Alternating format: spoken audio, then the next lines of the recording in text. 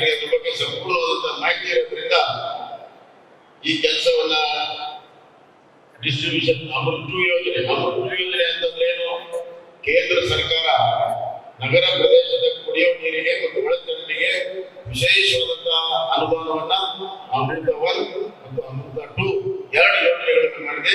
ಎರಡು ಬಂಧುಗಳೇ ನರೇಂದ್ರ ಮೋದಿ ಅವರು ಬಂದ ಮೇಲೆ ಈ ಪ್ರಾರಂಭ ಆಗಿದೆ ಅನ್ನೋದನ್ನ ಹೇಳಕ್ಕೆ ಇಷ್ಟಪಡ್ತೇನೆ.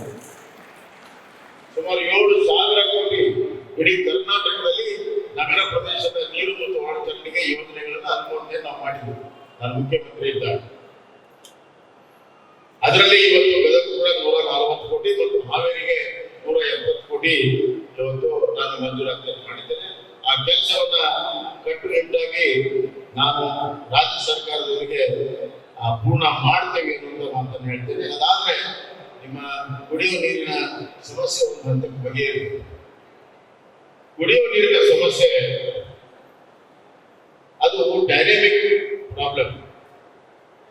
ಒಂದ್ಸತಿ ನೀರು ಕೊಟ್ಬಿಟ್ರೆ ಸಮಸ್ಯೆ ಬಗೆಹರಿಯುತ್ತಲ್ಲ. ಕಾಲಕ್ಕೆ ಬೇಡಿಕೆ ಹೆಚ್ಚಾಗ್ತದೆ, ಸಪ್ಲೈ ಆಗುವಂತ ನೀರು ಅಷ್ಟೇ ಇರ್ತದೆ ಅಥವಾ ಸಪ್ಲೈ ಆಗುವ ನೀರು ಕಡಿಮೆ ಆಗಿರ್ತದೆ. ಹೀಗಾಗಿ ಇವತ್ತು ಈ ಯೋಜನೆ ಮುಗಿಯುವಷ್ಟರಲ್ಲಿ ಮುಂದಿನ ಯೋಜನೆಯನ್ನು ನಾವು ಮಾಡಿದಾಗ ಮಾತ್ರ ಆ ನಗರಕ್ಕೆ ಇನ್ನು 25, 30, 50 ವರ್ಷದ ನೀರನ್ನು ಕೊಡಬೇಕು. ಆದ್ರಿಂದ ನಾವು ಮುಂದಾಲೋಚನೆ ಇಟ್ಕೊಂಡು ಕೆಲಸ ಕಾರ್ಯಗಳನ್ನ ಮಾಡಿದ್ದೆ ಆದರೆ ಬರುವಂತಹ ದಿನಗಳಲ್ಲಿ ಗದಗಿಗೆ ಶುದ್ಧವಾದ ನೀರು ಸಿಗ್ತದೆ, ಆರೋಗ್ಯ ಸಮಸ್ಯೆ ಬಗ್ಗೆ ಇರ್ತದೆ, ಹೆಣ್ಣು ಮಕ್ಕಳ ಸಮಸ್ಯೆ ಬಗ್ಗೆ ಇರ್ತದೆ. ಮತ್ತು ನಮ್ಮ ಯುವ ಮಿತ್ರ ನಾವಂತೂ ಮದುವೆ ಬೇರೆಯವರ ಮದುವೆ ಬಗ್ಗೆ ಚಿಂತೆ ಮಾಡ್ತಾ ಇದ್ದಾರೆ. ನಾವು ಯುವಕರ ಬಗ್ಗೆ ಆ ಸಮಸ್ಯೆ ಕೂಡ ಬಗೆಹರಿತದೆ.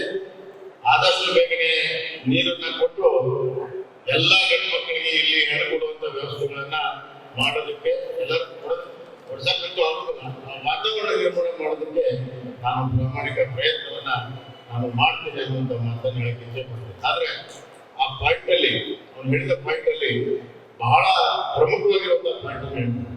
It is a social issue. ಒಂದು ಸೋಷಿಯಲ್ ಇಶ್ಯೂ. ಖಂಡಿತವಾಗೂ ನಮ್ಮ ಮಕ್ಕಳು ಕೊಡಬೇಕಾದ್ರೆ ಒಳ್ಳೆ ಮನೆ ಕೊಡಬೇಕು, ಒಳ್ಳೆ ಊರು ಕೊಡಬೇಕು, ಒಳ್ಳೆ ವ್ಯವಸ್ಥೆ ಇರುವಂತ ಊರು ಕೊಡಬೇಕು ಅನ್ನುವಂಥದ್ದು ಸಹಜವಾಗಿರುವಂತಹ ತಂದೆ ತಾಯಿಯ ಕನ್ಸರ್ನ್. ಹೀಗಾಗಿ ಅವನು ಆ ಮಾತಿನಿಂದ ಆ ಸಮಸ್ಯೆ ಗಂಭೀರತೆಯನ್ನ ಬೆಳಕು ಚೆಲ್ಲಿದ್ದಾನೆ ಅಂತ ನಾನು ಹೇಳಕ್ಕೆ ಇಷ್ಟಪಡ್ತೀನಿ. ಅವನು ಕೂಡ ಒಂದು ಕಡೆ ಎರಡನೇದು ವಿಚಾರದಲ್ಲಿ ಇಲ್ಲಿ ಅನಿಲ್ ಗಡ್ಡಿ ಅವರು ವಿವರ್ಸ್ ಬಗ್ಗೆ ಮಾತನಾಡಿದ್ರು. ನೋಡಿ,